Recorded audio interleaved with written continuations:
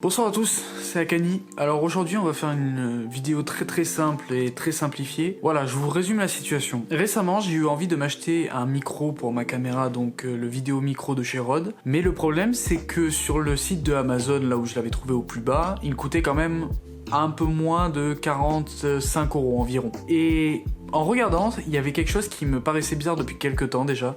C'était les propositions d'un vendeur tierce qui proposait des fois moins cher, plus cher, et je me suis pas vraiment renseigné dessus jusqu'à ce que je comprenne, ce que je ne savais pas jusqu'ici, que Amazon pouvait aussi également faire du reconditionné. Donc pour ceux qui ne savent pas qu'est-ce que le reconditionné, tout simplement c'est un article qui va déjà avoir servi et auquel on va remettre en état pour qu'il fonctionne de nouveau, c'est-à-dire souvent des petites pièces à changer à droite à gauche, mais qui n'impactent pas réellement la qualité finale du produit. Donc c'est ce que j'ai fait, j'ai acheté ce produit du coup, le vidéo micro, avec le Amazon Marketplace reconditionné, qui s'appelle d'ailleurs Warehouse, juste ici, vous pouvez le voir, hop. Donc voilà, donc c'était pour avoir une review à peu près objective de qu'est-ce que ça vaut du coup le reconditionné de chez Amazon, puisque j'ai vu quelques vidéos sur YouTube, mais pas vraiment représentatif de qu'est-ce que ça pouvait être réellement le reconditionné. Donc j'ai reçu le colis cet après-midi, donc j'ai reçu le colis typique d'Amazon, un morceau de carton normal.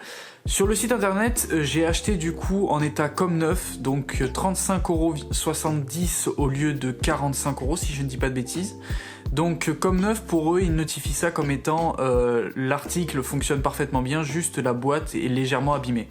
Ce qui est la réalité, quand j'ai reçu le boîtier, la boîte avec le produit, on voit bien comme quoi il y a eu quelques pignes à droite à gauche et que ça a été légèrement arraché, mais rien qui n'entache foncièrement la qualité finale du produit. Au déballage, du coup, j'ai ouvert le produit et à l'intérieur, on aurait eu une impression comme il y avait eu du sable à l'intérieur, j'aurais pas su le décrire.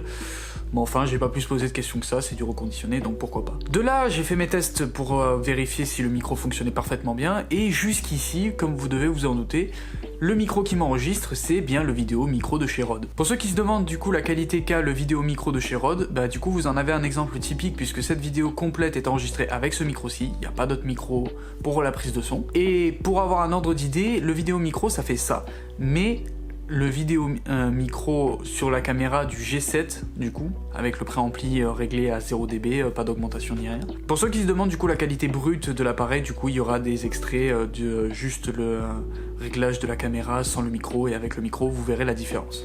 Donc ceci est un test du vidéo micro de chez Rode utilisé sur le G7 de chez Panasonic. Donc je vais parler distinctement en lisant un texte pour que vous ayez une idée globale de quel est le son que l'on peut obtenir. Le microphone est aujourd'hui largement répandu et concourt à de nombreuses utilisations, applications pratiques.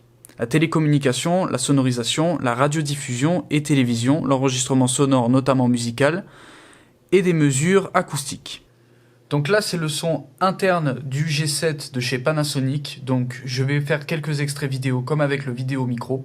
L'usage de microphones est aujourd'hui largement répandu et concourt à de nombreuses applications pratiques. Télécommunication, sonorisation, radiodiffusion et télévision, enregistrement sonore notamment musical, mesures acoustiques. Quant à moi du coup, je trouve que ce produit en reconditionné chez Amazon vaut carrément le coup. Du coup j'ai réussi à faire une économie d'environ plus ou moins 10 €, ce qui est clairement pas négligeable je trouve, et on n'y perd pas tant que ça finalement, à part la boîte qui est légèrement pignée. Le service client fonctionne parfaitement bien, il y avait même la garantie du produit encore à l'intérieur pour encore faire une extension de garantie de 2 ans, donc je l'ai inscrit pourquoi pas, et surtout s'il y a d'autres produits qui peuvent être reconditionnés, eh bien pourquoi pas. Alors attention, je recommande pas forcément d'acheter tout le temps du reconditionné pour plusieurs raisons. Là j'ai eu de la chance entre guillemets, puisque même en ayant choisi un état comme neuf, le produit était vraiment proche de la réalité comme étant vraiment neuf. À part la boîte qui était légèrement pignée, tout fonctionnait parfaitement. Mais si vous voulez acheter des produits, par exemple, je pense surtout aux produits électroniques, faites attention à quel revendeur vous choisissez et à quelle boîte de reconditionnement vous allez avoir affaire. Puisque en fonction du reconditionnement, l'appareil va plus ou moins bien fonctionner par la suite, et je peux pas le recommander à 100% des cas. Dans le meilleur des cas, si vous pouvez vous le permettre d'acheter un produit neuf, si vraiment vous allez en avoir une utilisation spécifique et vraiment ardu.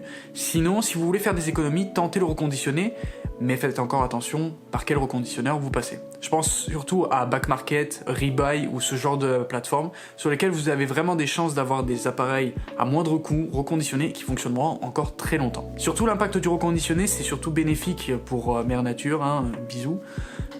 Du coup on fait des économies de plastique, de métal et j'en passe, on fait des économies globales, ce qui fait que du coup on offre une seconde vie à un produit qui normalement aurait dû partir à la poubelle. De ce que j'ai compris également, Amazon, en gros le service de reconditionné, c'est tout simplement tous les renvois qu'on a fait à Amazon. Pour ceux qui ne le savent pas, on peut très bien renvoyer n'importe quel produit sous n'importe quel prétexte à Amazon et se faire rembourser dans les 6 jours qui suivent. Donc le vidéo micro, j'imagine, a dû faire les frais de ce genre de pratique, ce qui permet de gagner, on va dire, sur le prix d'achat et aussi de pouvoir, à mon avis, selon la personne, faire juste les tests nécessaires et renvoyer le produit tel quel et hop, on est remboursé directement. Donc pour moi c'est une franche réussite parce que du coup ça me fait économiser quelques sous et à l'avenir je repenserai du coup à potentiellement acheter en reconditionné puisque on n'y perd pas grand chose finalement, on y gagne beaucoup plus même. Donc voilà, j'espère que cette vidéo très courte vous aura plu. N'hésitez pas à liker, commenter, partager si vous estimez que le sujet du reconditionné mérite d'être partagé. Quant à moi c'était Akani, à une prochaine, ciao.